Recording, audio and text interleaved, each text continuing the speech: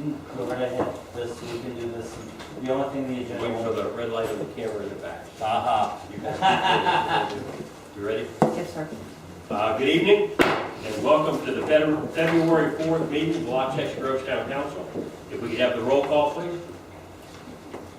Mayor Browning, Here. Vice Mayor Gerald, here tonight. Councilman Dolphine, Here. Councilman Liang, Here. Councilman Rocket. Here. Okay, if you'd stand for the pledge, remain standing for the invocation.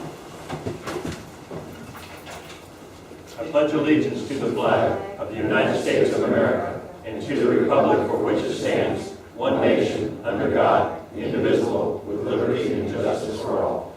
Again, Heavenly Father, we ask for wisdom and guidance.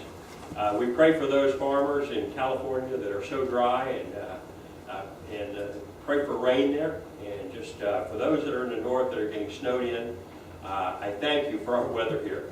So we give this meeting to you in your name. Amen.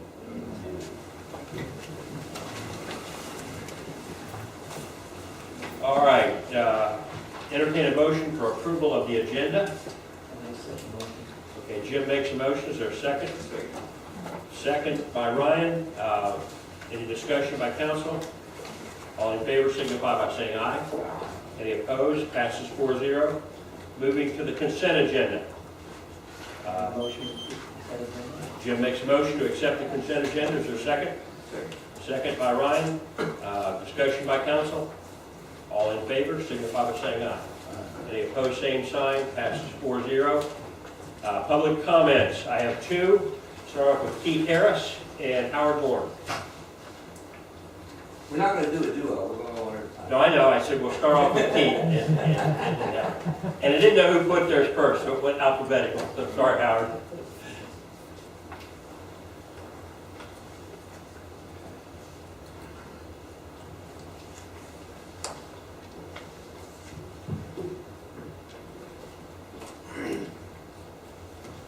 Technology not a problem. All the way around. Yes, I'm Keith Harris, 25 C Road. During the December Town Council's meeting, I heard Virginia Standish ask Town Council to reconsider the $1.8 billion capital improvements budget. I can concur with her concerns. The capital improvements budget includes some $943,000 for the opening of Connecting Canal Road. Connecting Canal Road has served and will serve as a transportation route, whether it's oceans or not. The project may be considered inconsistent with Comp Plan Policy 2.7.4, as many believe that the oceaning of Connecting Canal Road will make it an attractive direct route for cut-through traffic from Folsom Road to Palm Beach State campus. Roads that have been oceaned before were done so by referendum. Property owners on ocean roads are paying so many dollars per acre per year over 10 years for the improvement. So should the property owners along Connecting Canal Road, should they vote to do a similar referendum. Problem is that won't offset the $943,000 is really should only assess the north side properties of Connecting Canal Road. The town might like to consider the difference with a combination of grants, impact fees for both residential and commercial building permits, and through bonds or loans. I would rather have the town incur some costs with some interest on loan than simply open the town's wallet and hand over the town's cash to somebody else. So I respectfully request deferment of the opening of Connecting Canal Road project for a minimum of 12 months for the town to have time to explore alternative methods of funding that project. Thank you. Thank you, Keith. Howard?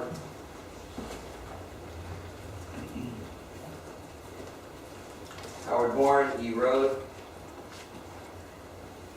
As you all know, I'm a member of the ULDC committee, and I see an inherent fault in the committee and how it was set up, and I'd like you guys to think about how we may get around this. The town of Loxahatchee Grove's hired a land planner to write a ULDC. and you see what we got. And because of all the flaws and the problems with what we got, we formed a ULDC committee to go through it and try to fix all these things.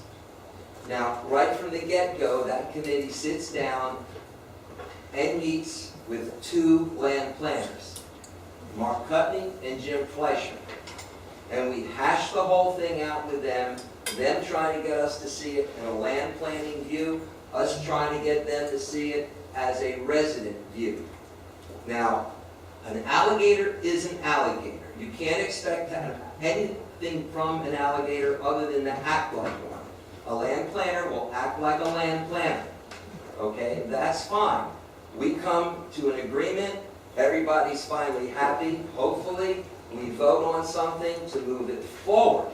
The problem is, it goes from the ULDC committee to Planning and Zoning Committee, where it's beat up by 2 professional land planners and 1 would-be land planner. The problem is, they never get to hear the arguments of the ULDC committee as to why we changed the wording to a specific way. Hence, when something comes before the town council, as with the historical legacy, the wording we started out with and the wording that the ULDC committee changed got changed all the way back because an alligator is an alligator.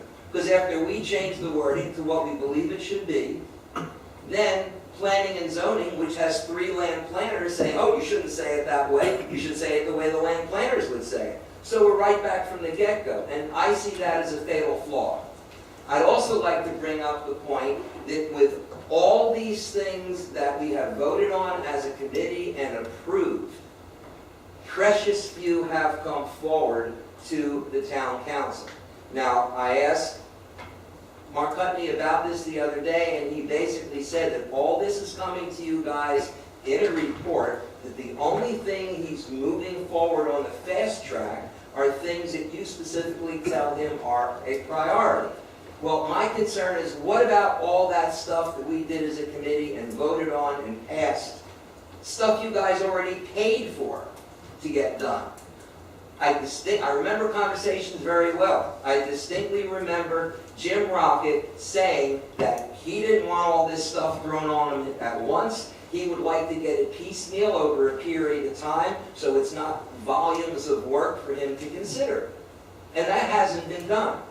Only that which you guys say is a priority moves forward. The other stuff is just piling up, and then Jim and all of you are going to get exactly what you led us to believe you didn't want, which is a whole big volume of work at one time. Please consider how these things are not working. Thank you. Thank you, Howard. All right, moving to presentations, number 4. Mark? Okay, thank you, Your Honor. We have here Thomas Louise, Patrick Lung, Sandra Hodge. I think James is here from. So we have from FDOT. We have a number of people here to give a presentation relative to State Road 80 design, and I think they're ready to go. If you're ready to hear it. Okay. Ready as I'll ever be.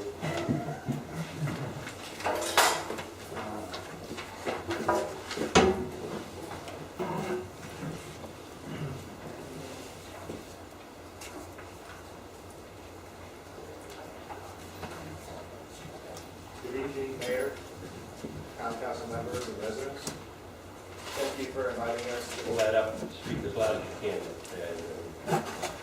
Good evening, Mayor, Town Council members, and residents. Is it on? It is. Thank you. Hello? I don't think it is. Is that microphone on? Yes. Yeah.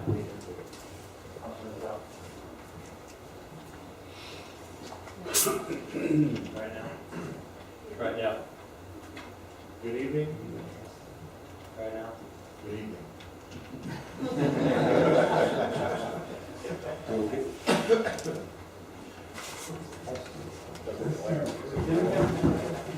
Good night.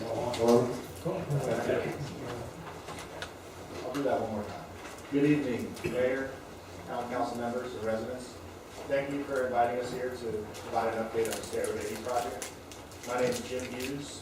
I'm the FDOT Design Project Manager. for the State Road 80 project. And with me today, we have Patrick DeWin, the consultant design project manager, who is also acting as the lead roadway engineer. We have Tom Louise, who's the assistant consultant project manager leading the drainage design. And we have Sandra Hodge, just learned her name, who is leading the public involvement effort.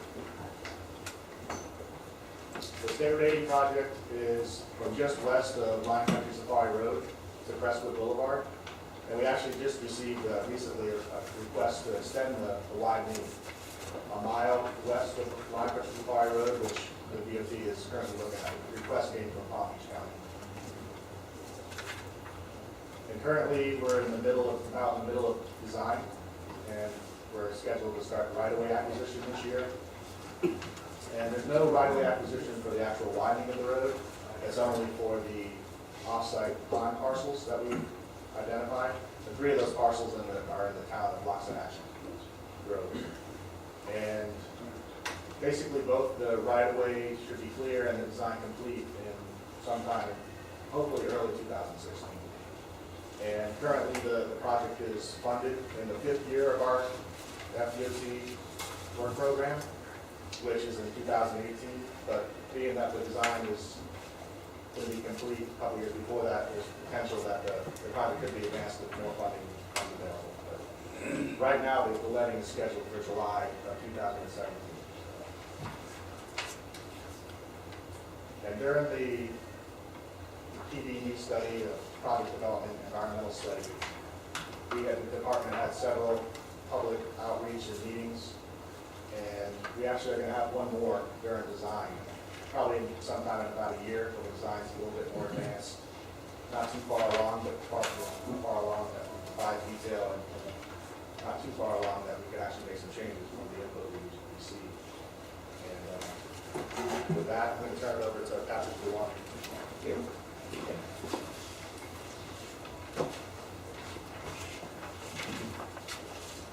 Let me explain a little bit about the project.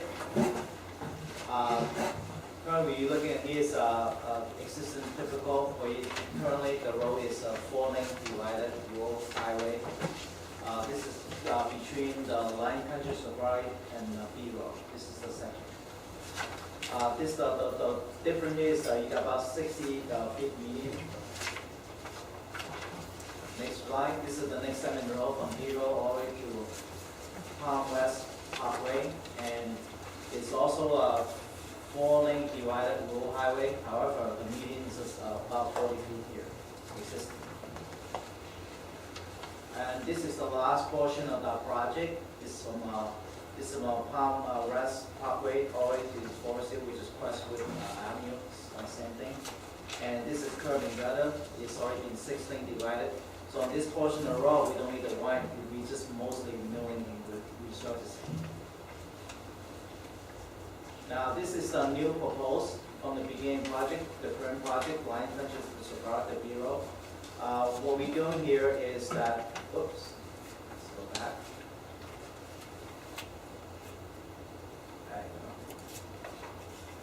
That's it. There you go. Okay, there you go. We are winding the road from the median, okay? And we will have a 40-feet median. And also we're going to wind the shoulder to make the 6-lane divided road highway on this portion. On the next segment, in order to achieve the 6-lane divided highway, the line is going to be from on the eastbound, it's going to be from the median. On the west side, it's going to be coming from the outside to make that happen. And we're going to have the same 40-feet median. Okay, of course, this is C51 canal, and this is, you're not going to touch this, and you're going to have to follow it just like existing condition.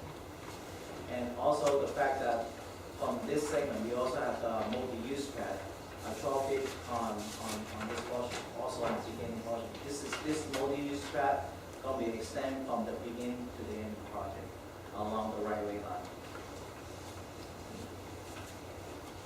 This is the last portion of the roadway. Like I said before, this has already been 6-laned, it's curving gutter, so all we're doing in this portion is just mostly milling and resurfacing. And same thing, we will have the 12 feet multi-use pad along the right-of-way line on the westbound side. This is the intersection of State Road 80 with, Okay. Let me just go back and. this is, Oops, sorry. Trigger happy here. Well, the next slide, since it's not automated, what I'll try to explain is the next slide will explain the improvement. It's going to highlight in blue. So when you see the blue, this is the improvement we're going to be doing for this roadway. this is the intersection of State Road 80 with Palms West Parkway. State Road 80 is oriented from west to east and north is facing up. At this intersection, the westbound right turn lane is being converted to a through lane and a new right turn lane is being provided. At the Seminole-Pratt Whitney Road intersection, a second left turn lane is added in the eastbound to northbound direction. This intersection now accommodates dual left turns. In the westbound direction, the existing U-turn lane is being offset from the opposing dual left turn lanes to provide better visibility. Bus bays are proposed for the two existing bus stops at this intersection. High-emphasis crosswalk markings are also proposed. At the A Road intersection, an eastbound left turn lane is being provided to accommodate left turns and U-turns. At the B Road intersection, the eastbound left turn lane onto B Road is being offset from the opposing dual left turn lanes to provide better visibility. In coordination with Palmtran, two potential bus stops were evaluated for Route 40 at this intersection. High-emphasis crosswalk markings are also proposed. At F Road, the eastbound left turn lane is also being offset from the opposing dual left turn lanes to provide better visibility. In coordination with Palmtran, two potential bus stops were evaluated for Route 40 at this intersection. High-emphasis crosswalk markings are also proposed. Florida Statute 335.18 regarding access management was adopted in 1988 and revised in 1992 to improve the safety and operation on state highways. The Department of Transportation has instituted Administrative Rule 14-96 regulating the access permitting process and Administrative Rule 14-97 defining the access management classification system and standards. These rules establish the minimum spacing for driveway connections, median openings, and traffic signals. State Road 80 is a Class 3 facility. For a Class 3 facility, full median openings, as shown here on the right, can be spaced every 2,640 feet. Directional median openings, as shown on the left, can be spaced closer together at 1,320 feet apart. As part of this study, the State Road 80 corridor was reviewed for compliance with these spacing criteria. Two locations do not currently meet the required spacing. The first is located at 210th Terrace, and the second is between C Road and D Road. To improve access and safety along the corridor, median modification.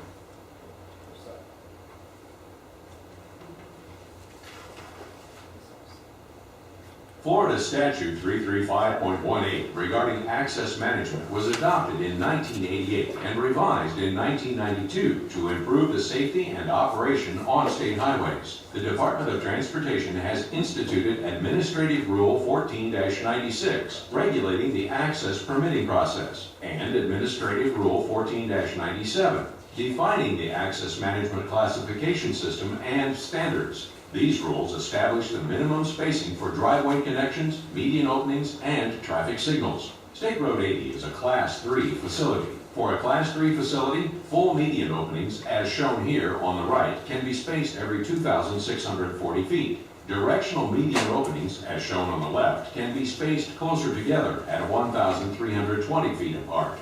As part of this study, the State Road 80 corridor was reviewed for compliance with these spacing criteria. Two locations do not currently meet the required spacing. The first is located at 210th Terrace, and the second is between C Road and D Road. To improve access and safety along the corridor, median modifications are proposed at these two locations. The existing full median opening at the entrance to the Palms West Plaza is located 600 feet away from the full median opening at D Road, much less than the required spacing of 2,640 feet. The existing full median opening at the plaza is being converted to an eastbound directional median opening, and a new westbound directional median opening is proposed just west of the plaza opening. This pair of directional median openings enhances the safety of operation for all the movements at the plaza entrance. Eastbound vehicles would be able to access the plaza through the converted eastbound directional median opening. Vehicles exiting the plaza to head east on State Road 80 would be required to turn right and make a U-turn at the new westbound directional median opening. Okay, this is a D road. Apparently there's a study being going in 2013 in November to see if this traffic signal lighting is worn in this intersection. What we found out is the left turn volume on D road is well below 100 vehicle per hour for any hour within 24-hour period. So basically, the intersection is not, also the fact that this intersection did not have a lot of crash history. Basically, it's, there's not much traffic on it. And the single study, conclusion of the single study basically is that this intersection do not warrant a signal at zero. Okay, with that, I turn over to Tom for the drainage issue.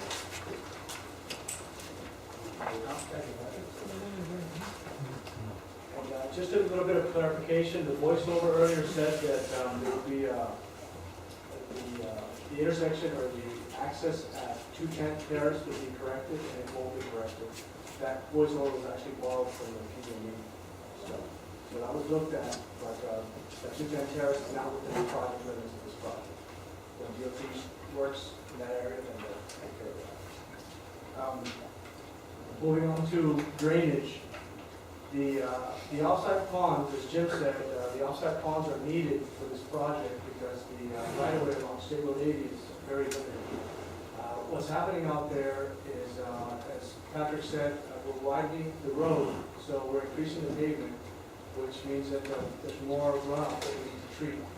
To further complicate things, the widening is occurring into the median and into the swales. The swales and the median here. So what happens is, under current conditions, the swales and the median are providing some treatment.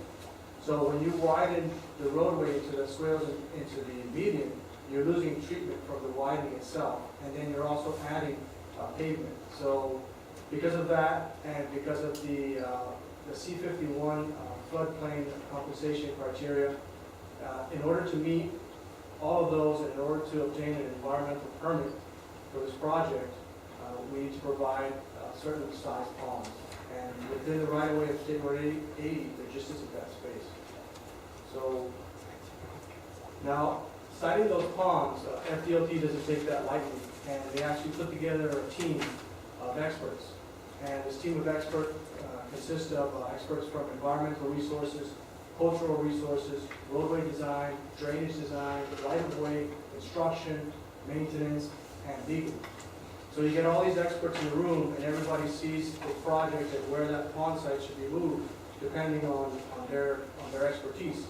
So how you get all these experts to come to some agreement on where that pond should actually be placed is FDOT has come up with a matrix.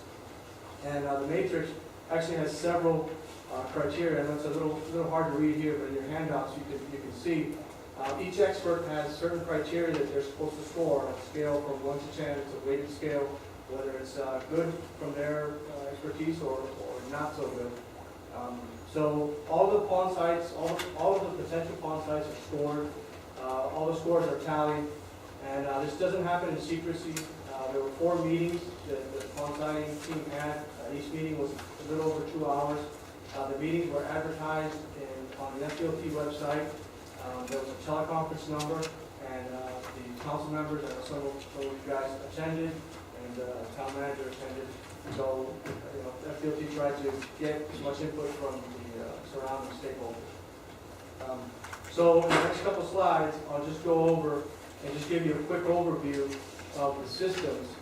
I know it's a little hard to see. I don't know if you want to dim the lights a little bit more, just so they can see? Are we able to dim the lights just a little bit? Just to be able to see the, Turn them off. John? Can you do the rest of it? Can you do that? No. No, not at all. there's only a few slides. I ain't turn them off. Did you get too spooky in here?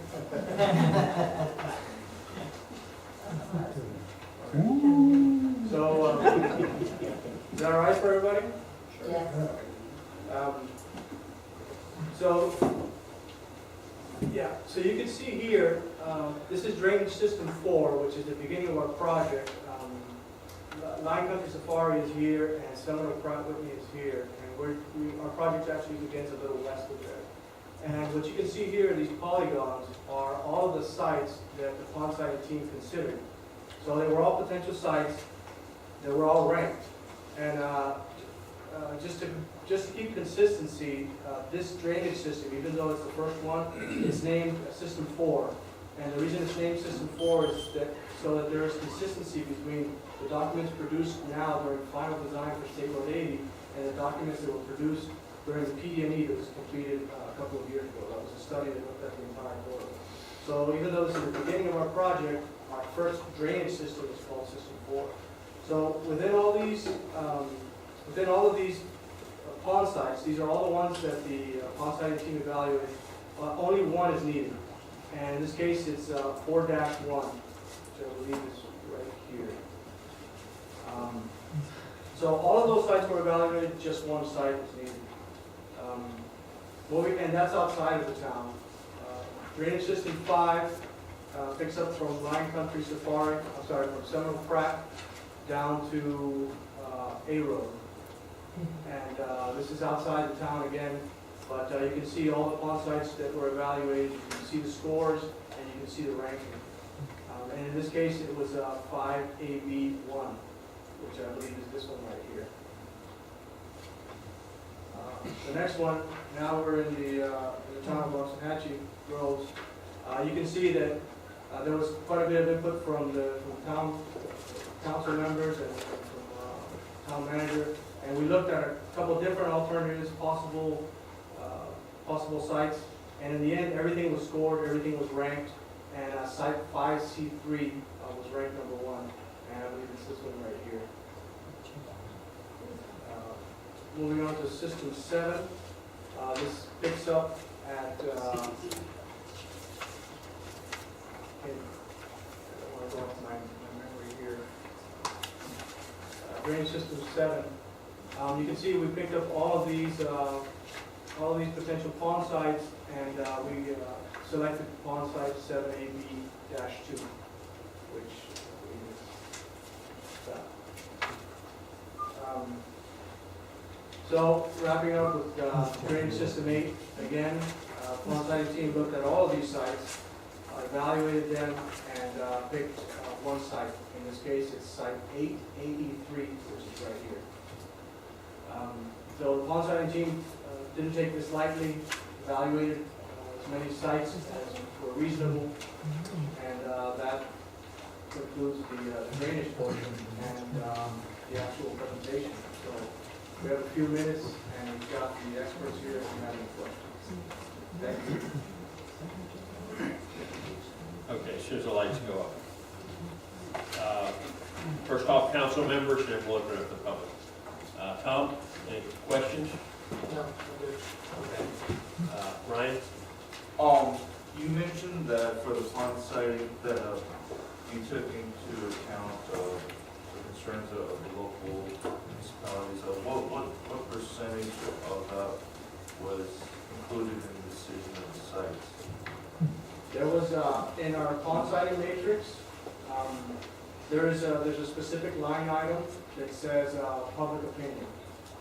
So there was one specific, if you look there on your presentation, slide 21,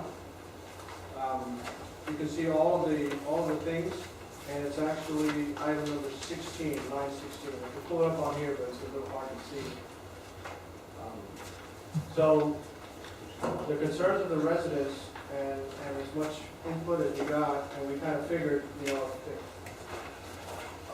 if the site is developed and somebody's growing their crops there or whatever, We figured, well, they're really not gonna like this, so we scored it accordingly. So there was a specific line item just for public opinion. Okay, any other questions, Ryan?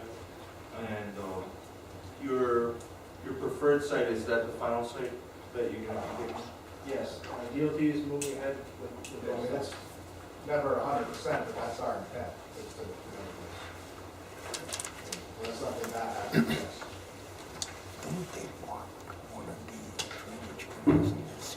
Okay, anything else? No, that's it for now. Jim? Just to remind us again that the actual roadway project will be open to traffic in that 2017 or 16?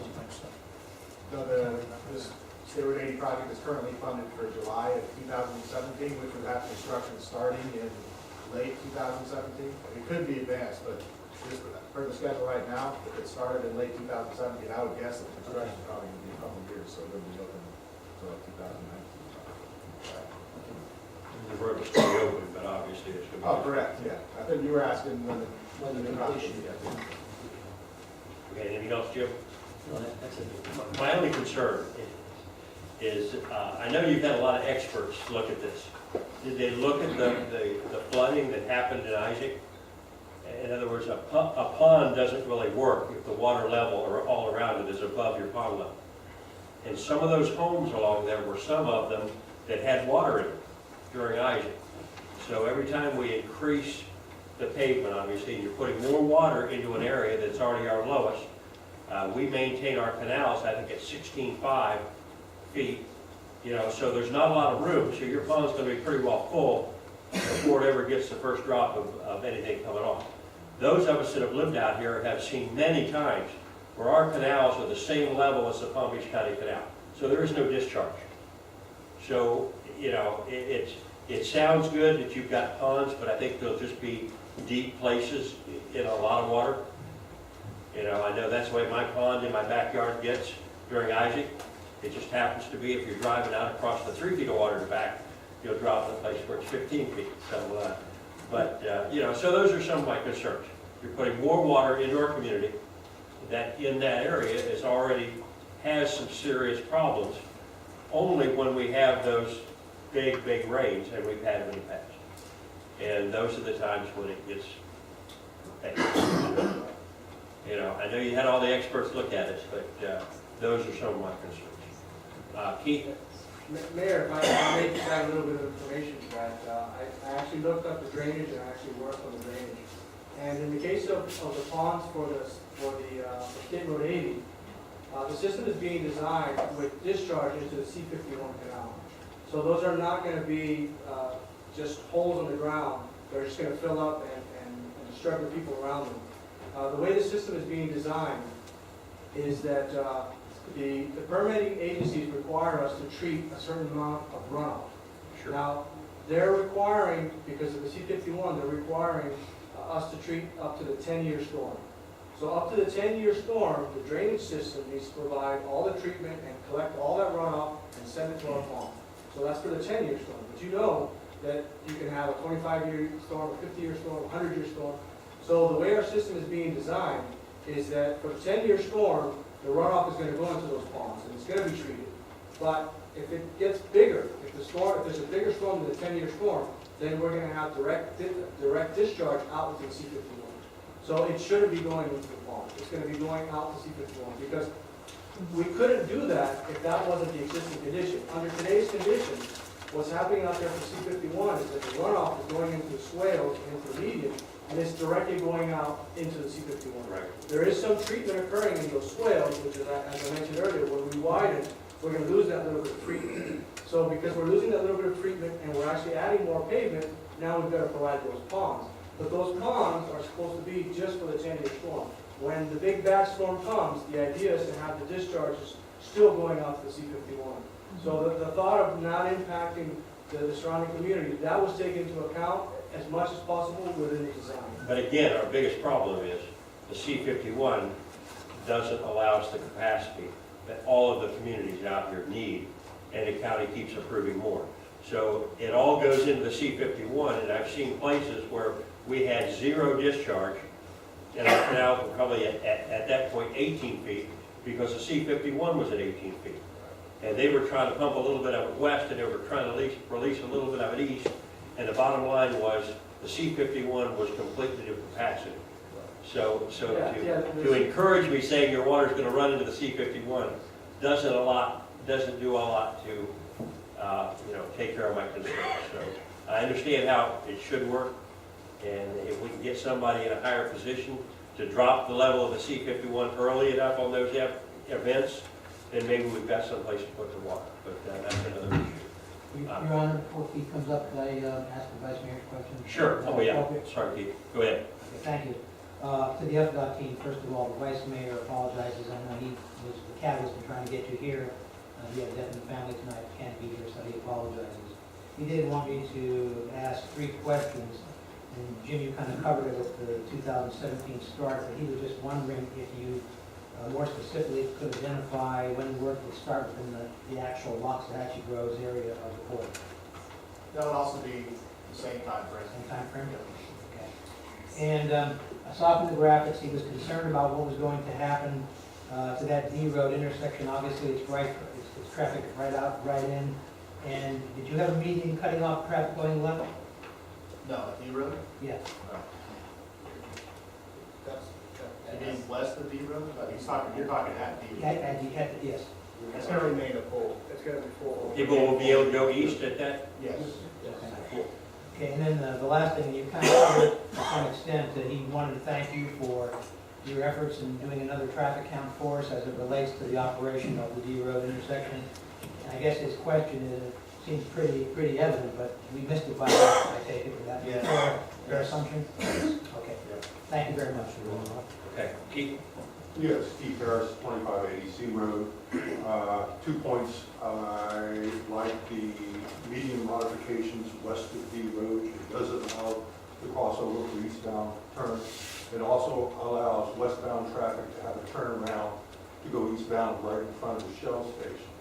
With those points there, the town could possibly reconsider the capital improvements project for D Road with the light and save, again, hundreds of thousands of dollars in the town's general funds and budget. The second point is Waxahachie Groves and Village of Wellington are equestrian communities. Both Wellington has a gravel trail system, and Groves is in the process of developing its own equestrian trail system. On your last page, you say, "Thank you, questions." You have a picture of a horse and rider on your graphic here, but nowhere in the presentation do I see any type of equestrian crossing of Katy from Waxahachie to Wellington. Can you comment on that? It was looked at in the PUD and all. It was looking at PE, I guess, that's no particular question crossing, but that would be signed, sign, the warning sign, also the crossing, just the crossing sign. Well, the push button for pedestrian. For the design for the horses. Yeah.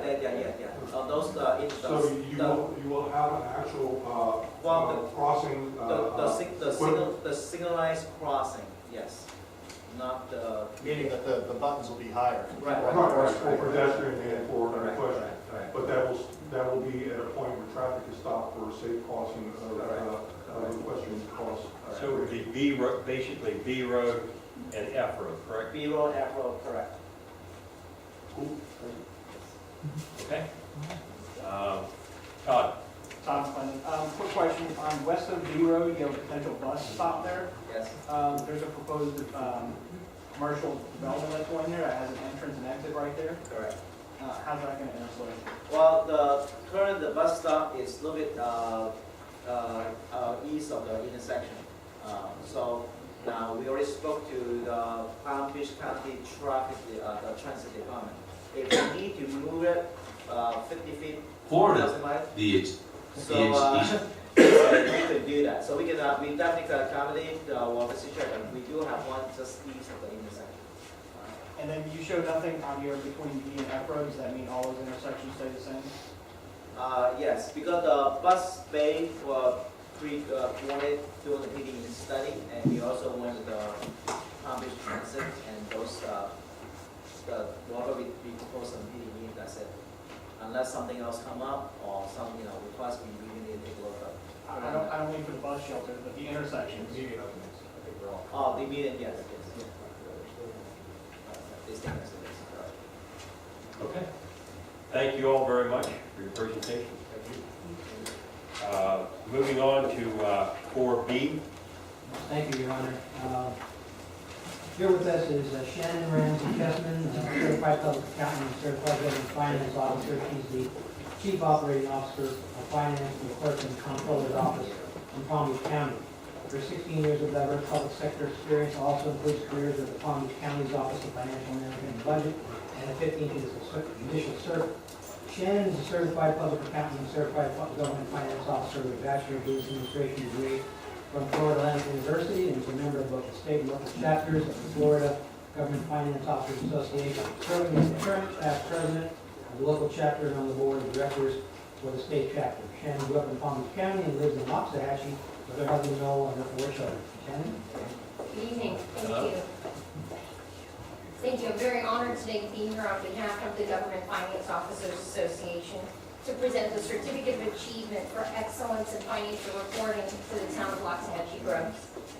As you know, the purpose of the Certificate of Achievement program, which was established in 1946, is to encourage and assist governments in the preparation of financial reports that are the highest quality for the benefits citizens of the county and other parties who have a vital interest in government finance. During the over half century that the program has been in existence, it has gained widespread recognition as the premier indicator of excellence in governmental accounting and financial reporting. To earn their Certificate of Achievement, the town of Loxahatchee Groves had to substantially conform to the program's demanding criteria, which go well beyond the minimum requirements of generally accepted accounting principles. And this is not the first time that the town of Loxahatchee Groves has received the honor. Rather, today's presentation marks the 5th consecutive year that the town has received the honor. Such a record reflects the professionalism, commitment, and hard work of numerous individuals, including town manager Mark Putney and Underwood Management Services. It also reflects the high degree of dedication and leadership of the town council. The Government Finance Officers Association hopes that this reward will serve as an example and encourage others to strive for the same high standards in their own financial reports. Now it is my privilege, on behalf of the Government Finance Officers Association, to present the town of Loxahatchee Groves the Certificate of Achievement for Excellence in Financial Reporting. Congratulations. Well, thank you very much.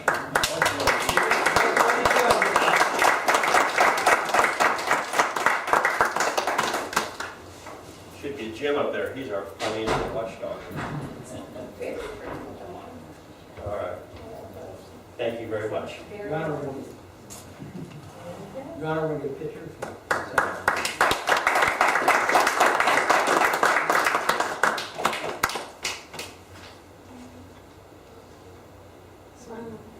All right. Thank you very much, Jim. I do actually.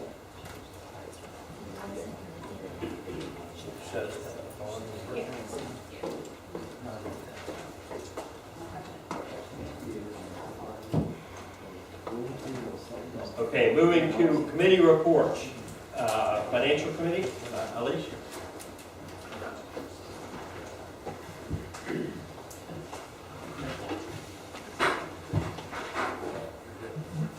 I wanted to mention one thing to you before I get started, just as an information, and that is that the town invoices are now, all of the invoices that the town pays are now on the website. So anyone, a resident or someone on the council who wants to see, or if you have a question or you're curious about an expense, you can go to the Finance Committee page, and then there's a link to it right underneath or right in the same area as the minutes. And the other archives, it just says paid invoices, and they're all in there. So just want to make sure you do that in case anybody has a question. We met January 27th, we approved the November, December financials 5-0. There were some reclassifications that need to be made, and management has agreed to make these changes effective with the January results. Our bank balance was $3.382 million at the end of December. Through December 31st, the town had received 21% of our annual revenue budgeted, and had spent 8% of the expense, and the period was 25% of the year. Okay, so our year-to-date revenues exceeded expenses by $289,000. The committee asked me to ask you to direct town management to go out to RFP, purchase our own accounting software system. Town management had recommended this in the past, and the committee agrees that the town should own its own accounting software. We need to start this process now, as there are a number of issues that we're going to need to consider in making this change. So that's all I have, unless you have questions. Okay, thank you, Elise. Questions? All right, thank you very much. We need a motion to accept the two reports. I'll make. Okay. Ryan makes a motion. Jim seconds. Further discussion? All in favor signify by saying aye. Passes 4-0. Relative to a recommendation, Mr. Mayor? Okay. And those are for the November and December financials, correct? And Dave, I'd like to move forward on looking to getting our own accounting software. Okay. Second? I'll second it with the idea that the Financial and Accounting Committee is going to look at it more in depth and come up with some specifications and work with management to do that. Okay. Go to motion by Ryan, second by Tom. Further discussion? Any comments, Mark? No, sir. All in favor signify by saying aye. Comments? Okay, well, go ahead. About time. The idea that we need to just get our own accounting system that's been kind of an old problem or an old issue for a long time, we just not really had to address it. It was recommended a long time ago to us. What I don't want to do is to mark too much time and not move forward, and I'd like to figure out if there's a way to move forward so that we can get more information for the Finance Committee, but not wait until next meeting for them to start trying to gather information. My thinking was that we could go out with an RFP that basically said we're looking for a system that meets certain criteria with what we have as government requirements. And at the same time,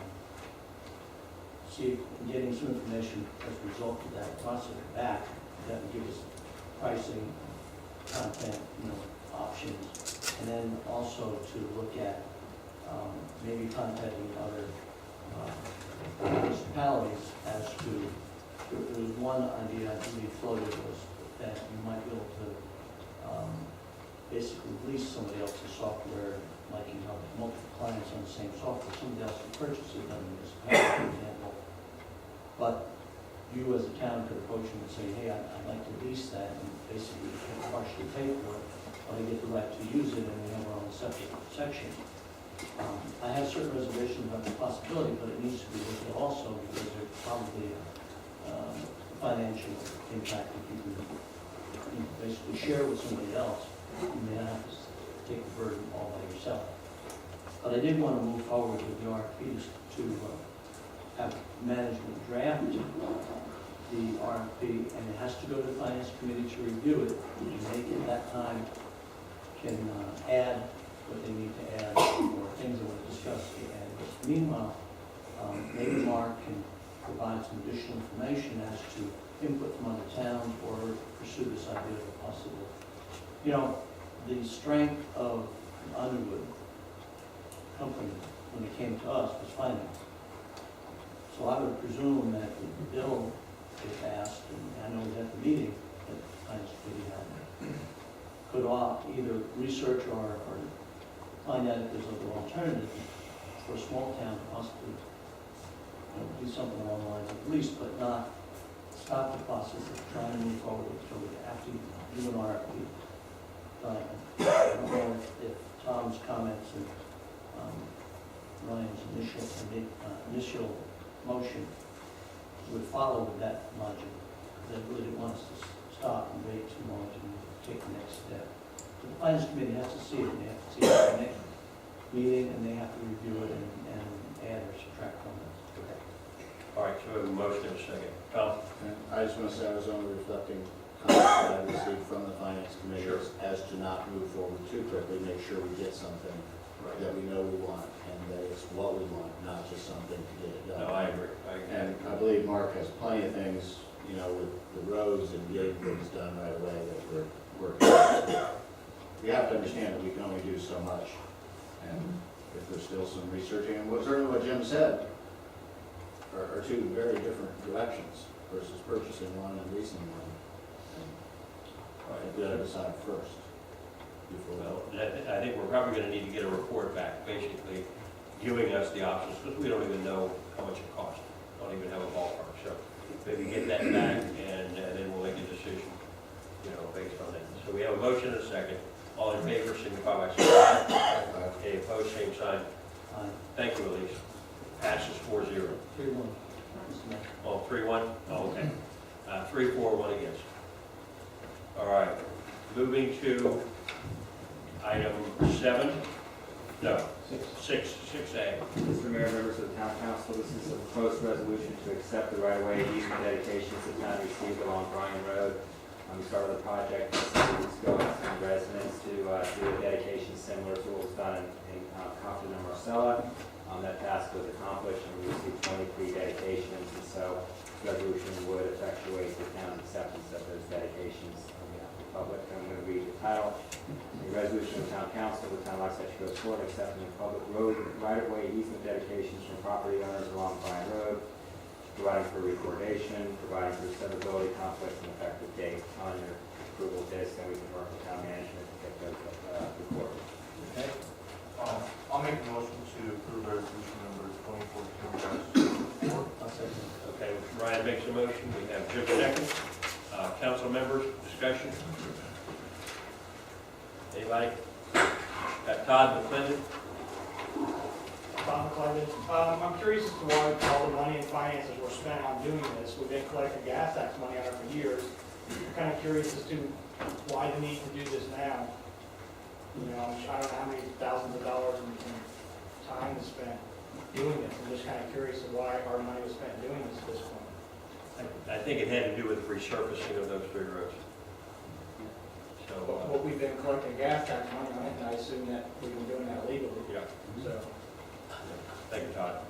All right, moving, we have a motion and a second. All in favor, signify by saying aye. Aye. Any opposed, same sign. Passes 4-0.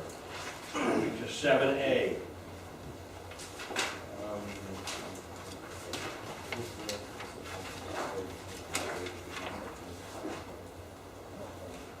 I'm going to get to that word this time. Mr. Mayor, what I'd like to do, this is a second reading and public hearing Okay. of this ordinance to amend the capital improvement text in the town's comprehensive plan. What I'd like to do is go ahead and for the record read the title of the ordinance and then turn it over to Jim for our presentation. Ordinance number 2013-08, an ordinance of the Town Council of the Town of Los Angeles, Florida, amending the Town of Los Angeles comprehensive plan in accordance with section 163.31843 Florida statutes to amend the transportation element text, amend the drainage sub-element text, the infrastructure element, amend the recreation and open space element text, and amend the capital improvements element text, providing for conflict, severability, and effective date. This ordinance was adopted and approved the 5th day of November on first reading as well. All right, Jim. Thank you, Mayor. Ordinance 2013-08 is actually text amendments to 4 elements of the comprehensive plan: the transportation element, drainage sub-element, recreation and open space, and capital improvements elements. Those are the 4 basic elements that direct improvements to be included in the town's five-year schedule of capital improvements. And the elements underwent extensive review by the town's committees. There's a recommendation for approval by the Planning and Zoning Board, acting as the local planning agency on September 12th, 2013. The RETAG committee conducted a very extensive review and recommended approval at its meeting on September 25th, 2013. The Town Council approved the ordinance on first reading at its November 5th, 2013 meeting. Following approval and per the state statutes, staff transmitted the proposed amendments to the Florida Department of Economic Opportunity, which is the new version of Department of Community Affairs, and other county, state, and regional agencies that are required to review it by state statutes. We sent that out on November 19th. None of the agencies that we sent the amendments to had any objections or any comments. So following their review period, we're bringing this back for second reading. It's, like I said, it's undergoing extensive review by the town's various committees and by the town council, state, regional, county agencies, and as a result, we're recommending approval of the ordinance. The text amendments themselves are included on pages 48 through 76 of the agenda package. We've included the entire elements of the comprehensive plan and shown by underlining strike through the changes that are proposed. And that staff recommends approval of the ordinance adopting the changes. Okay, I'll entertain a motion and we'll have discussion. I'll make a motion to approve ordinance number 2013-08. Okay, Brian makes a motion, Tom seconds. Discussion by council. Tom? When we initially did, and the only part that I think needs maybe a second look is the idea of the projects, of the capital improvements that we've discussed.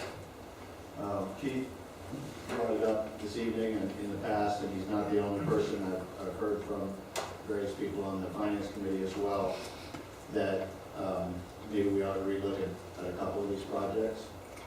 The collecting canal being the one that's most often mentioned to me. And I know there's certainly people that favor doing it, and there's also people that have reservations relative to it, especially as it fits into the entire issue of which roads are going to be paid for by the town, which roads are paid for through the open referendum issues, and maybe some hybrid alternatives that might be developed in the future. So I'm okay with approving this as it is, because it's a budget issue. It's not a question of authorizing these projects to start immediately or anything like that. But I think maybe that could be a subject that we could have one of our workshops for, the second meeting of the month.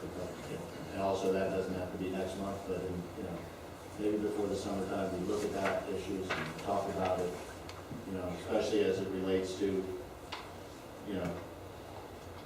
things that are going on. Are we impacting that as well? It was mentioned that, are we going to make a new cut through to get to Palm Beach State College for Royal Palm Beach? We might all just come right up Forest Hill and drive straight out that road. Maybe not especially, but maybe especially when they're doing the state road 80 improvements, which will probably be about when the college is also getting going. And we start to look at all those things. It's not something that's going to happen to us next month or next year, but it's all 5 to 10 years out. And indeed, I think the different lots that actually going to be out today, it's going to be pretty shocking. But with that said, I think we probably ought to look at these, make sure that we're doing the right thing. I know one of the numbers, it was just a club number, it was the amount that was left.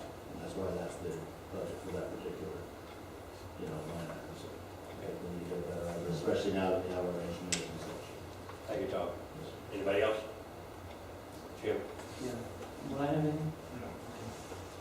I had a couple of things I went through, to go through this again and again, every time you go through it, there's something that else that you pick up on. But I had a couple of concepts in the beginning on greenways and equestrian trails. Some of the things seem to be a little maybe too restrictive for us, or we make, I'm going to give you an example. You start with 2.3 on page 51, and 2.3.2.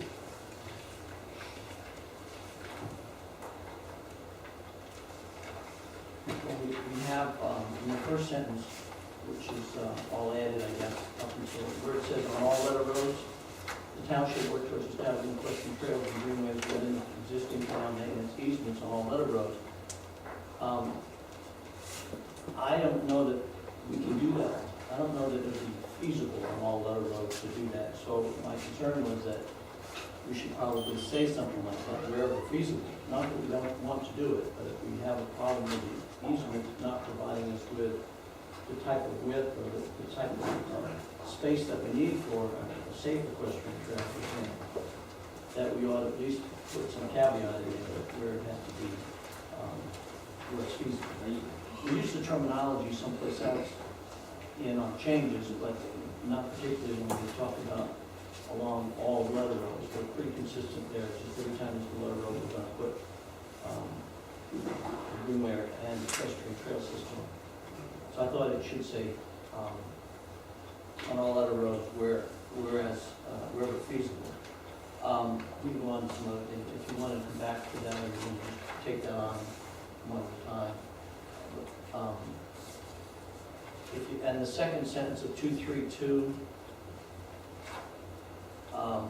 the thought that I had was, the words in there say, town shall identify new connection to existing trails, which if required, etc. I don't know why we want to, my thought was just a connection to trails.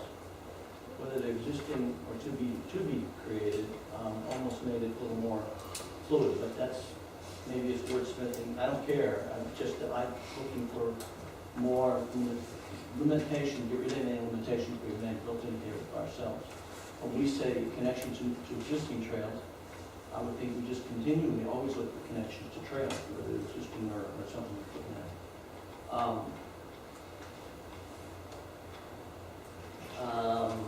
232.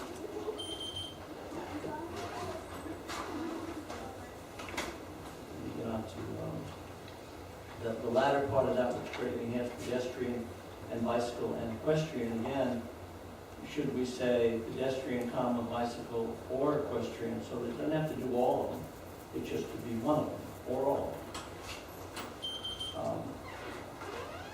If it's something that we can do for a pedestrian or bicycle or equestrian or all of them, that would be fine.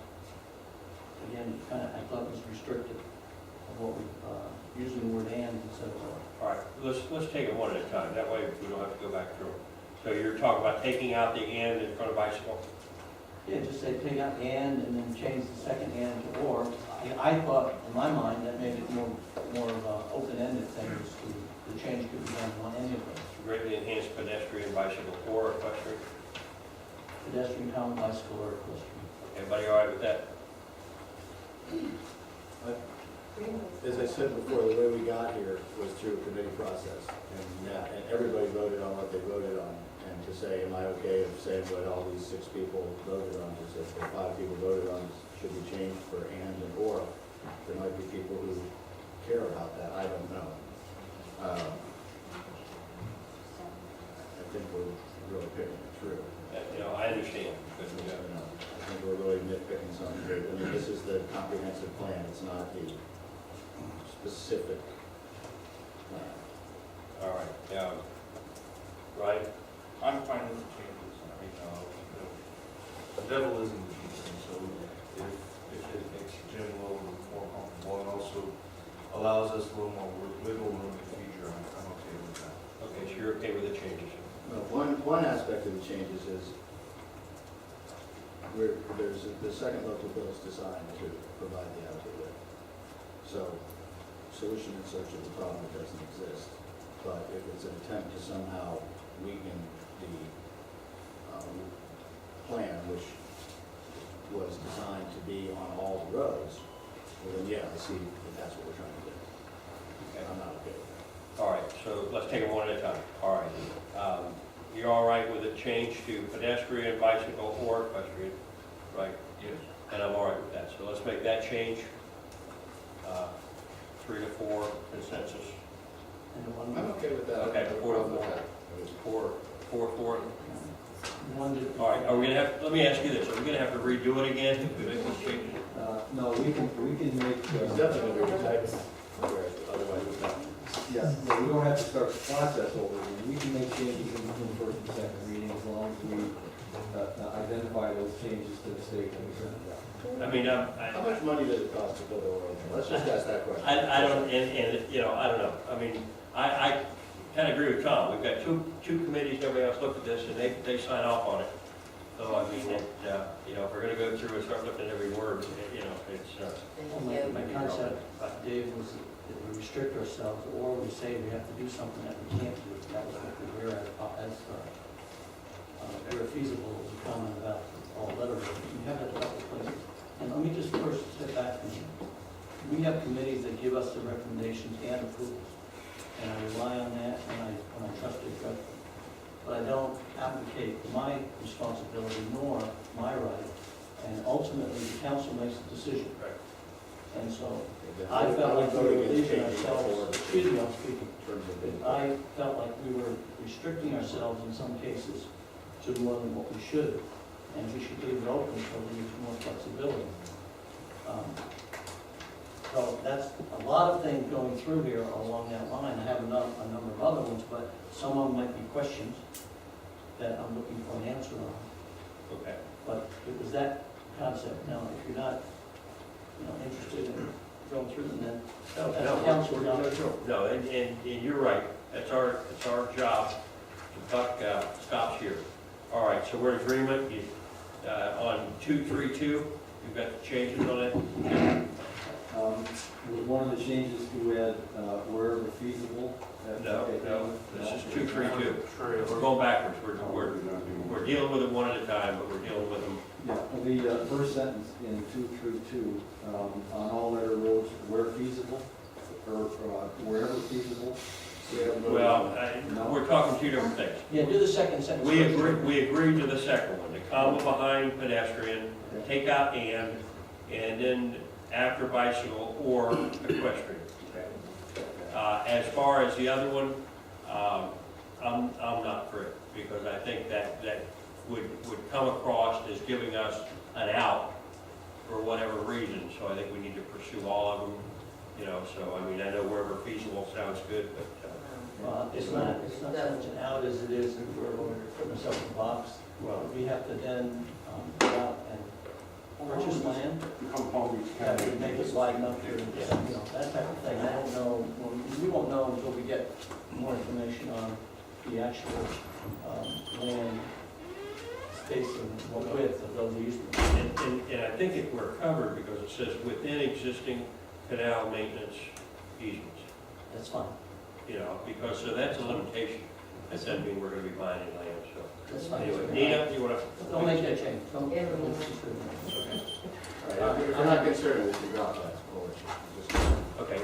All right, you want to address what we're talking about right now? Sure. I mean, you gave me the card. Is that what you want to do? Well, you're talking about, first of all, Nina Corning, 2834 Eagle. When we're talking about and or, greenways are all of the above. In reference to feasibility, there's another section that talks about feasibility, and as it is, all and anything that the town does should be feasible, whether it's roads, lights, or ojoing, or whatever it is. We actually have in this particular ordinance an area where it specifically speaks about feasibility. Find it again. And when you're hacking a trail apart and you make it not connected, you can potentially truly hurt that trail. You know, and where it comes to not having enough area on that width, there are other solutions other than to disassemble the trail. There are minimum trails or natural trails that have a very minimal width that allows a horse to pass through a small area and then go on to a broader area. It is no different, really, than allowing bicycles and pedestrians to go through that area. You know, this was something that we truly worked over. All right, and we're not changing that. Received a 5-0 vote with us. It received a 5-0 with the P&Z. And again, all of us agreed. We took our time going through that. And it's been once in front of you and received a 4-0 vote from you guys. Okay. With Tom not being here that day. So, I mean, be careful what you tear apart and what you end up with in the end. So far, we took out an and added Tom. So hopefully that didn't change everything. All right, Jim, what else you got? 233. Okay.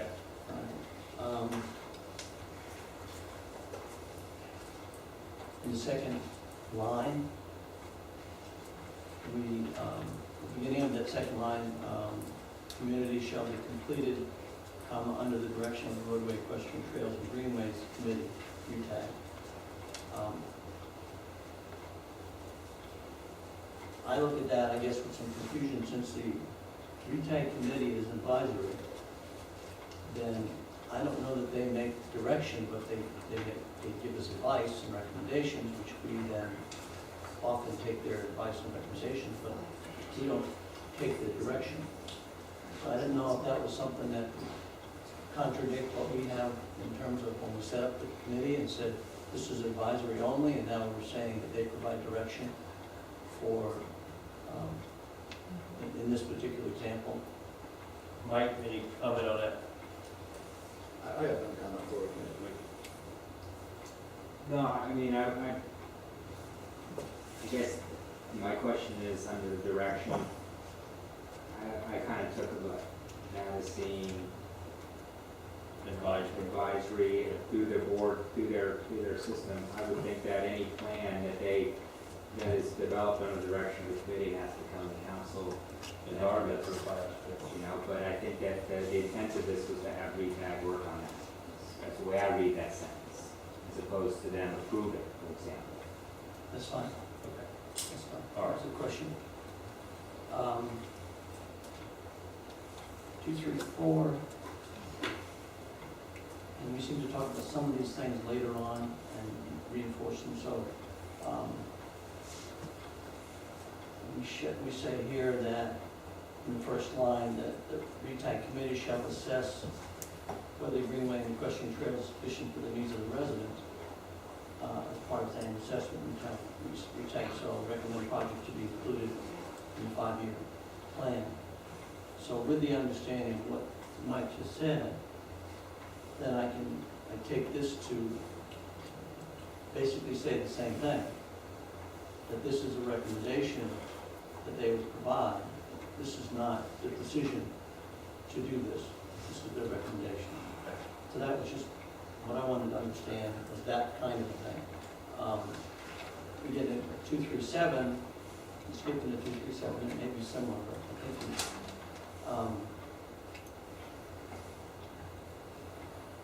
the last sentence, which begins, further, the RETAG shall work cooperatively with the Waxahachie Road Board Control District. It seemed like the town is not, the town is represented by RETAG, but not directly, the town is not working cooperatively. We're working through RETAG. That's what it seems to say. So I thought it had an oversight that we took town out. And should say that, you know, the town and the RETAG shall work cooperatively with Waxahachie Groves Water Control District. The RETAG committee always meets with at least 2 representatives of the town present, that I think is extremely telling that we're talking on and on about the RETAG committee and just nitpicking it to death tonight. And other things that, we all know that this is a policy. It's not something that is set in stone that we have to or we will be arrested to do. You know, so going and picking this to pieces at the same time that we have much bigger fish to fry, much bigger important things to talk about, is really, you know, I think it's sort of an attack on the RETAG committee, and I'm sure they see it as such. I mean, they're nodding their heads.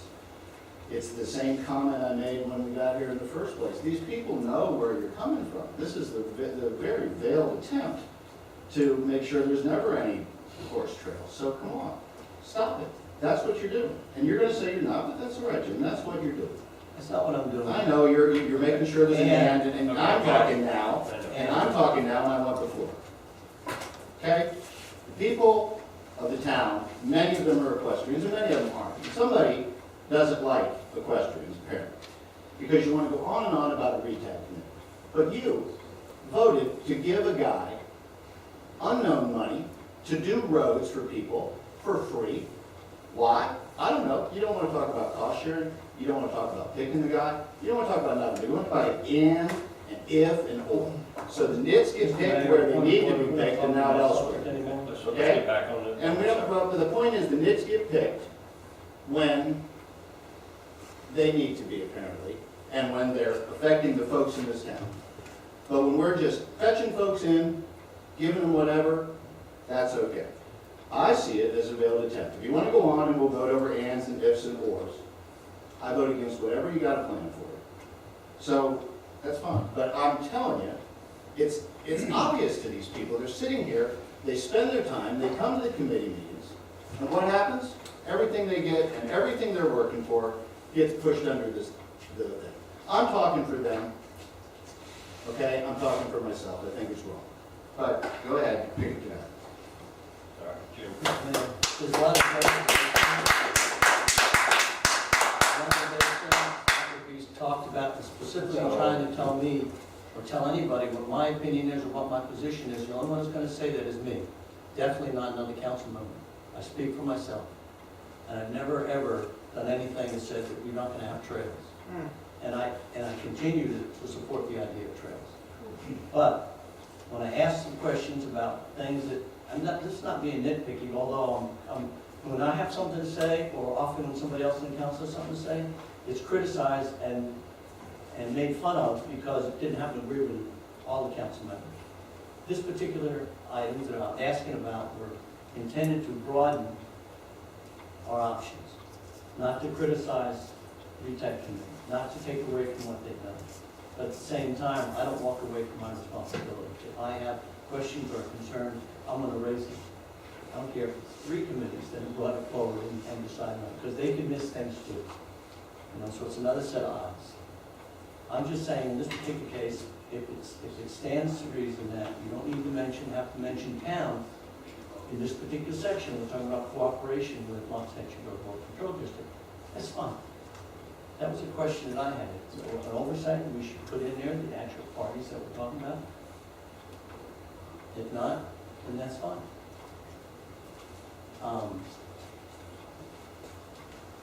Let's see, 244.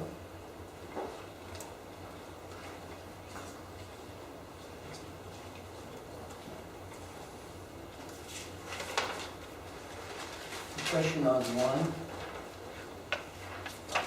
was that I don't know that we've spoken about trail crossings across Okeechobee and Collecting Canal, or Okeechobee at all letter roads. I know, I believe Keith came forward with some recommendations, and I found there's a couple of letter roads specifically. But I don't know that that's what we're really going to do, is to look for trail connectivity across the whole letter road from crossing Okeechobee.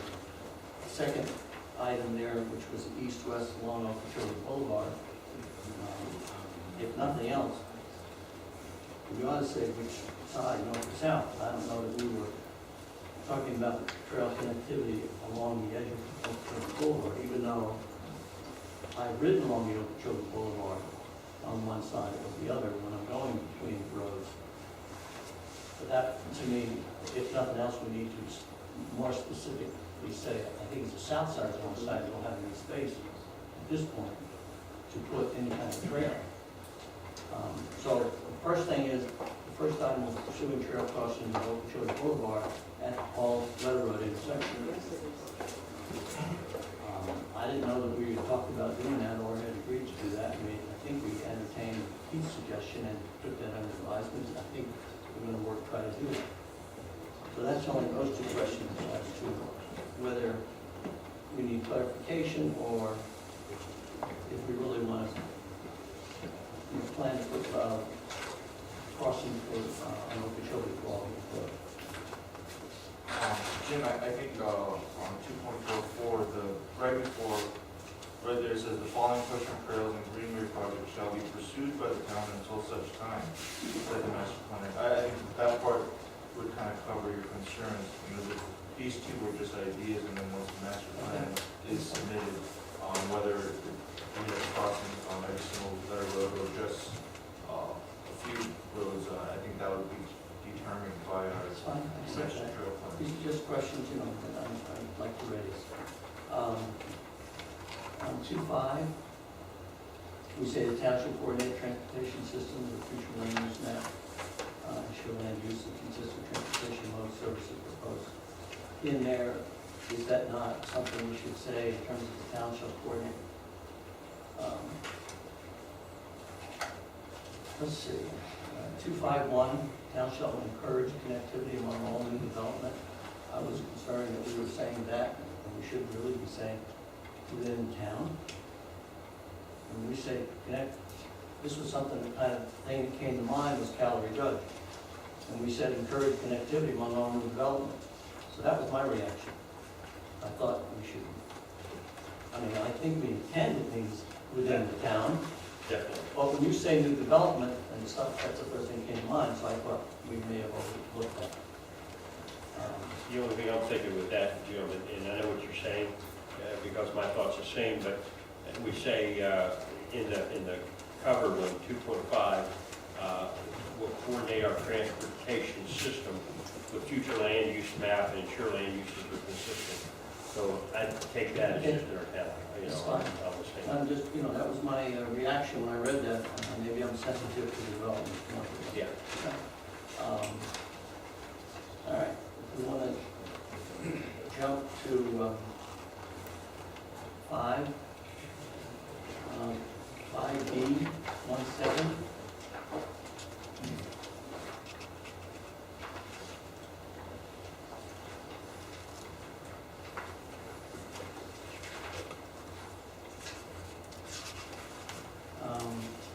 This is probably not something I need to go through again because from what we already talked about and the understanding of what the wording really gives us the flexibility of, I don't have any issue with that.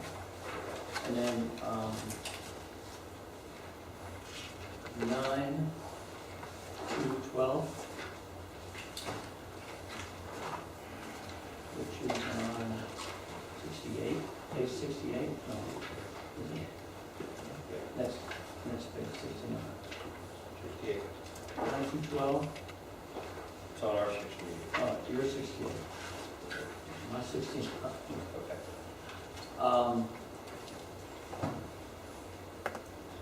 Last sentence, including equestrian trail, are we, I know we use the term equestrian trails and greenways, are we meaning that to mean any trail?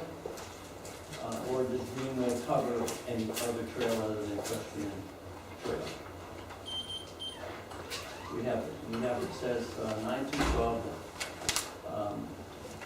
we include equestrian trails and greenways, schools and roadways. We added equestrian trails and greenways, and I'm wondering if we meant all trails, including trails and greenways, rather than equestrian trails only.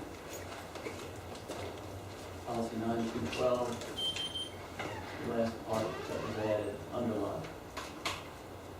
Jim, I believe greenways means all those. Like, I'll argue that we should remove the equestrian trails and just say greenways, because that's everything. As long as we've got it covered, because I'm trying not to restrict us in what we might want to do. And I think we have one more. Hang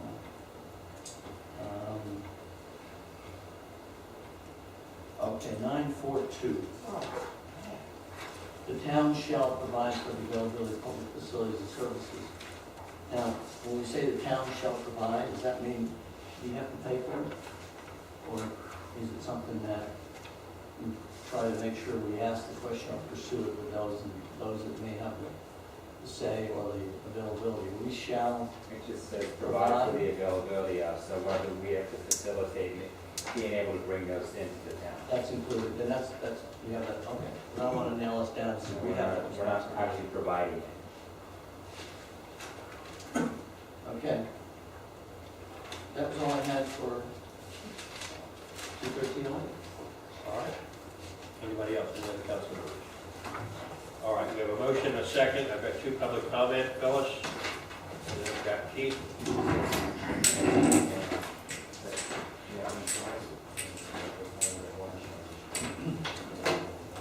Phyllis Manelia, 359 West D Road, Loxahatchee Groves. I would like to mention that months ago, we had a big meeting here and we did talk about putting lights that allowed pedestrians and horses to cross at B Road and also at D Road, I believe. F Road? Okay, so that was months ago, okay? Second of all, I would like to ask Mr. Rocket a question. Mr. Rocket, do you own, lease, use, Okay, or? hold on. Am I allowed to? Yeah, you can make comments, Okay, but really. I would, okay, I'm trying to think how to rephrase this. I am, Mr. Rocket, perhaps you have land on the west side of the D Road Canal that it seems that some people that live on those easements have eventually used them, encroached on them, added their nurseries or whatever. But it's for our trails now. And although it's going to cause some people some hardship, maybe to back up a little bit to give the trails, we need the trails. Right. Thank you. Thank you.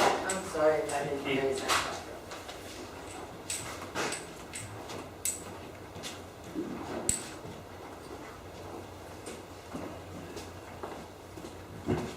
Keith Harris, 2580 C Road, member of the town council, member of the town manager, and the general public.